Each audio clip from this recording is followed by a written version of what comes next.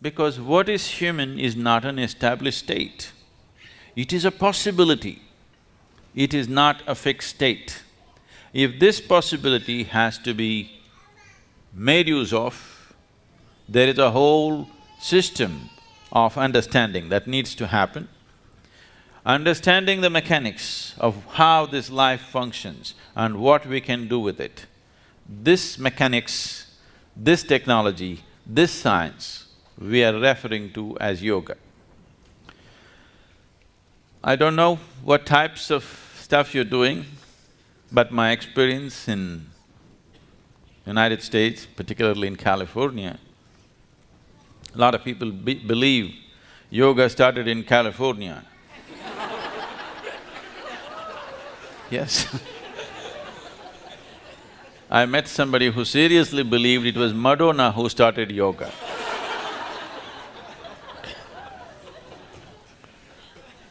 Yes.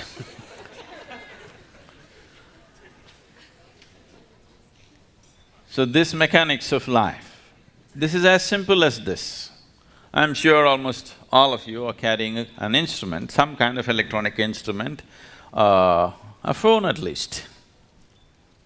The more you know about this phone, the better you can use it. Is that so? Last year, the cell phone companies in India made a survey. India is the largest growing market for telecommunications right now. Every month we are adding about 5.5 million cell phones. Okay. In a year, about 60 million cell phones are being added to the service, because everybody is having 3, 4, 5 these days. They made a survey. That's the second one, you haven't heard the first one. They made a survey and they found out that 97% of the people are using only 7% of the capabilities that are there in an ordinary phone. I'm not talking about the smartphone, I'm talking about the dumb phone. In the dumb phone, 97% of the people are using only 7% of its capabilities. So they were contemplating, if we remove 90% of the electronics, still most people will never know. And we can even give them a 500 rupee discount. They will be happy, we will be happy, Maybe they've already taken it off, we don't know. Only if you try to use all of them, all the functions, then you realize something is not working. So, in a little gadget, you're using only 7%. This is the gadget. Every damn gadget has come out of this. How much percentage do you think are you employing this gadget? Just make a guess. How much percentage? 2, 5? You're being very generous to yourself. It's well below 1%, because for your survival process, to conduct your life in the material world, you do not even need 1% of what this is. This is capable of perceiving the whole cosmos. If you prepare it properly, if you hold it, this is like an antenna. If you hold it in the right position, it can just grasp everything in the existence. It is just that we are doing all kinds of things with it, because right now, our whole perception of life is limited to the physical nature of the existence. Physical is like the peel of the fruit. It has no purpose of its own. In the sense, if you have a fruit, the moment you eat the fruit, the peel goes straight to the trash can, isn't it? The peel is only a package. Only because the fruit is valuable, package is important. Right now as you sit here, this body is very important. You have to feed this, you have to clothe this, you have to decorate this, you have to pamper this in so many ways. Tomorrow morning, that's something inside which you never experienced. If that goes away, nobody wants to have any business with this. Yes? Only because the fruit is inside, this peel has become very valuable. Now, yoga means not just about twisting your body, not about standing on your head, not about holding your breath. All these things a circus artist can do better than most yogis. Really? Yes or no? You don't think so?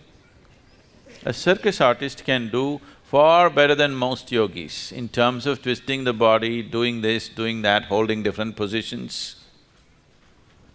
That is not the purpose of yoga. Unfortunately, if you utter the word yoga, people think you have to be in some impossible posture. Yoga is not about postures. It is just a minuscule aspect of yoga.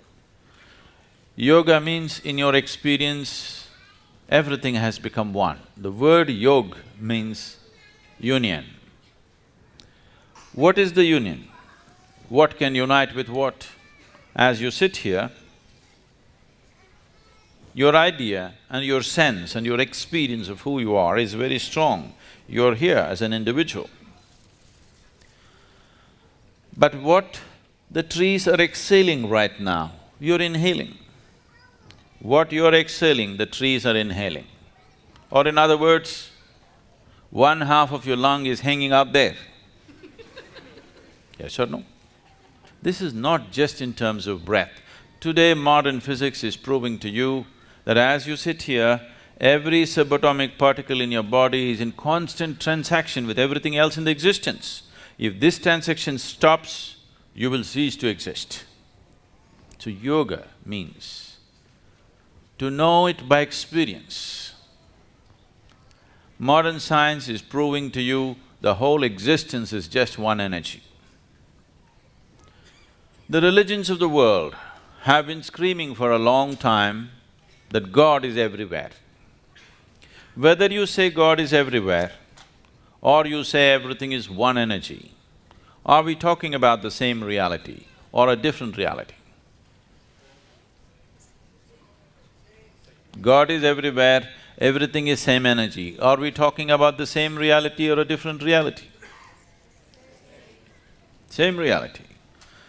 It is just that a scientist has never experienced this. He has arrived at it through mathematical deductions.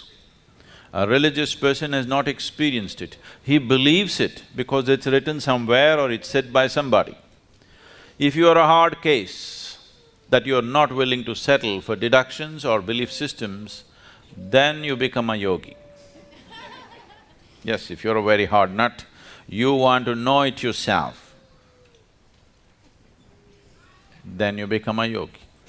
You want to know the union of the existence. You want to know the oneness of what it is, not believing it. Like you experience the 5 fingers of your hand, if you can experience everything around you, then we say you're in yoga.